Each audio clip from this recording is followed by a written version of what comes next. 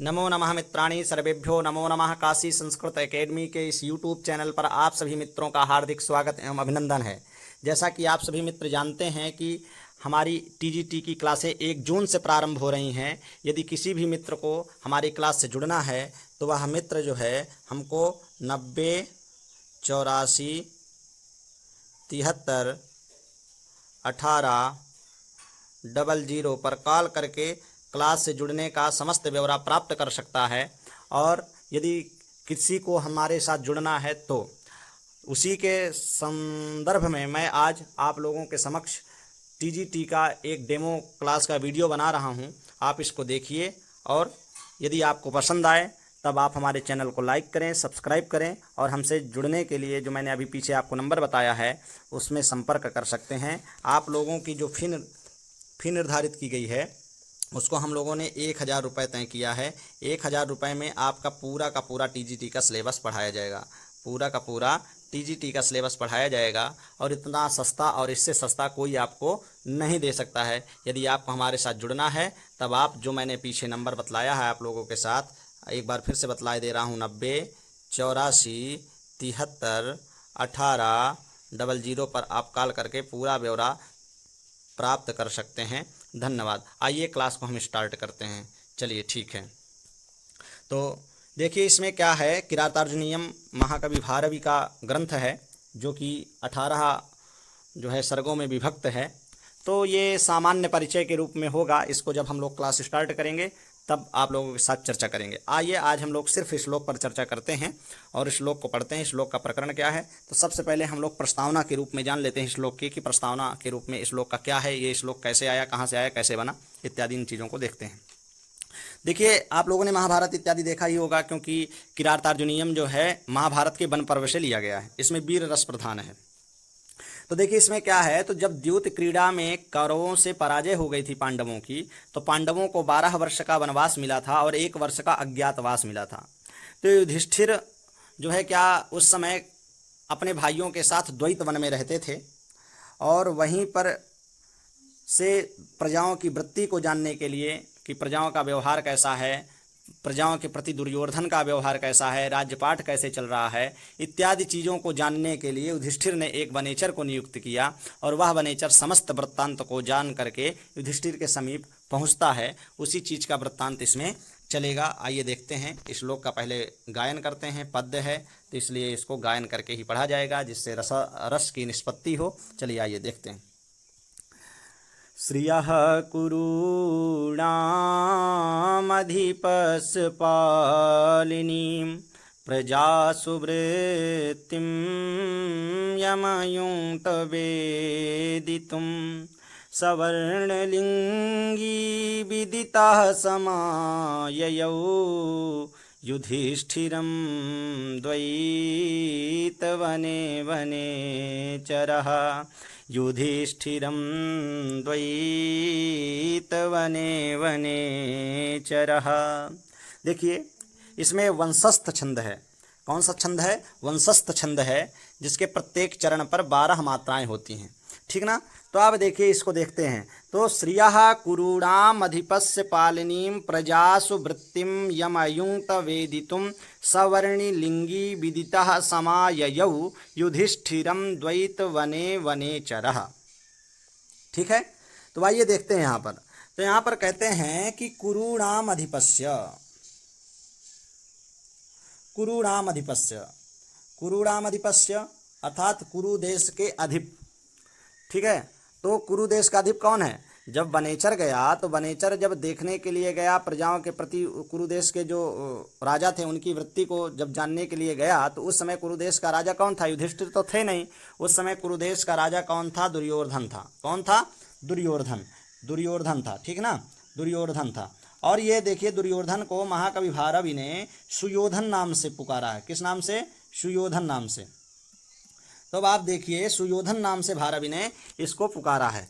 तो अब देखिए श्रियः कुरूणाम अधिपस्य पालिनीं अर्थात कुरूणाम अधिपस्य, कुरूणाम अधिपस्य, कुरूणाम अधिपस्य अर्थात कुरु देश के अधिप के वो कौन अधिप के, तो कुरु देश के अधिप के किसको, तो कहते हैं श्रियः पालिनी। श्रिया माने क्या, जो राजलक्ष्मी है, वहाँ की जो राजलक्ष्मी है, अर्थात श्रियः अर्थात राजलक्ष्मी, श्रिया में षष्ठी विभक्ति का एक वचन है, तो श्रियः पालिनी अर्थात राजलक्ष्मी का मतलब यही होता है कि जो कुरु देश का जो स्वामी है, अधिप है, राजा है, उसकी श्रिया अर्थात राजलक्ष्मी अर्थात उसका नियम कानून योजना इत्यादि जो भी है उसका पालन करने वाले, उसका पालनीम अर्थात पालन करने वाले कौन, तो कहते प्रजासु अर्थात प्रजाओं के विषय में, प्रजाओं के विषय में क्या, कुरुणाम अधिपस्य माने कुरु देश की जो राजा, कुरु देश का जो स्वामी है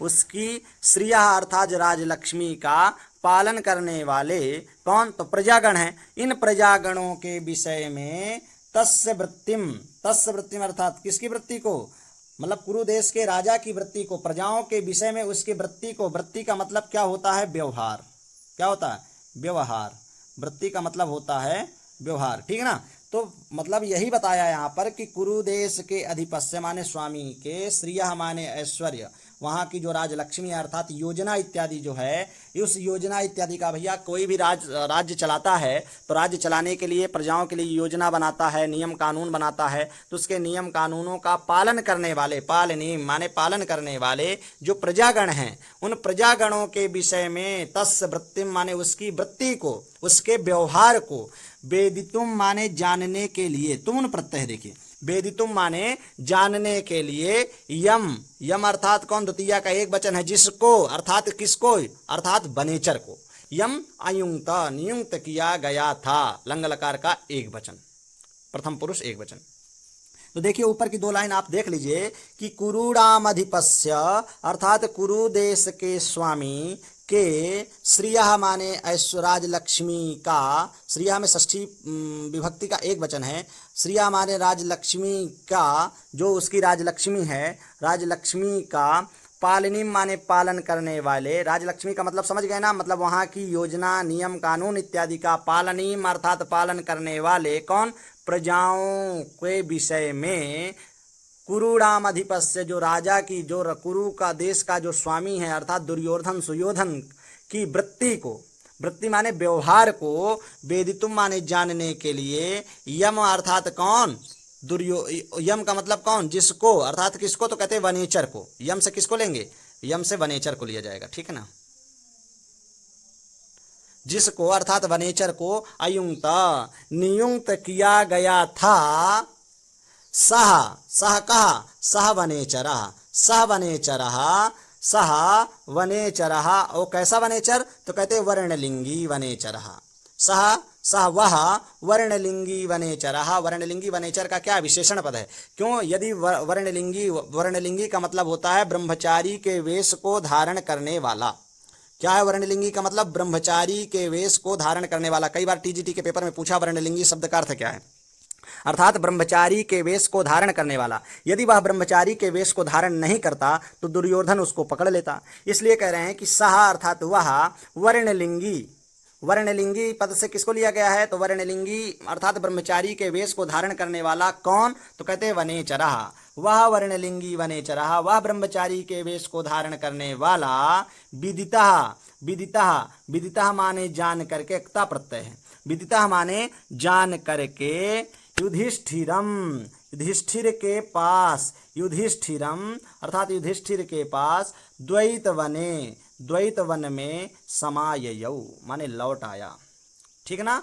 तो श्रियः कुरुणामधिपस्य, देखिए पूरा अन्वय देख लीजिए, कुरुणामधिपस्य अर्थात जो कुरु देश के स्वामी के, श्रियः माने ऐश्वर्य राजलक्ष्मी का, अर्थात राजलक्ष्मी का मतलब है योजना नियम कानून इत्यादि का, पालनीम अर्थात पालन करने वाले, कौन पालन करते थे उसके नियम कानून का, तो प्रजा ही गण करेंगे, तो ऐसे प्रजाओं के विषय में तस्य वृत्तिम, तस्य कस्य, राजा कुरुणाम अधिपस्य जो कुरु देश का स्वामी है उसकी वृत्ति का अर्थात उसके वृत्ति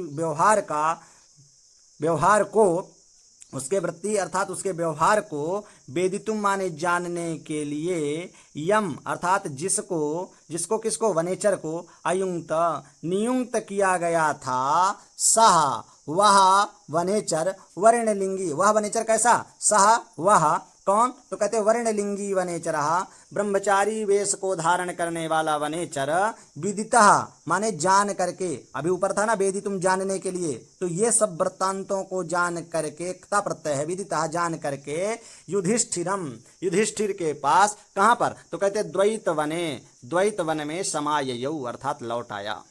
किसी को कोई दिक्कत नहीं होनी चाहिए तो वह बतला रहे हैं यहाँ पर कि श्रियः कुरूणाम अधिपस्य पालनीम प्रजासु वृत्तिम यमयंत वेदितुम सवर्णलिंगी विदितः समाययौ युधिष्ठिरम द्वैत वने वनेचरः अर्थात कुरु देश के राजा जो दुर्योधन के राज लक्ष्मी अर्थात नियम कानून योजनाओं का पालन करने वाले जो प्रजागण हैं इन प्रजागणों के प्रति दुर्योधन का वृत्ति माने व्यवहार को जानने के लिए यम अयुक्त अर्थात जिस वनेचर को नियुक्त किया गया था वह ब्रह्मचारी भेषधारी वनेचर ठीक है ना वह ब्रह्मचारी भेषधारी वनेचर समस्त वृत्तांत को जो ऊपर कहा गया है विदितः माने जान करके युधिष्ठिर के समीप द्वैत वन में समाययौ लौट आया।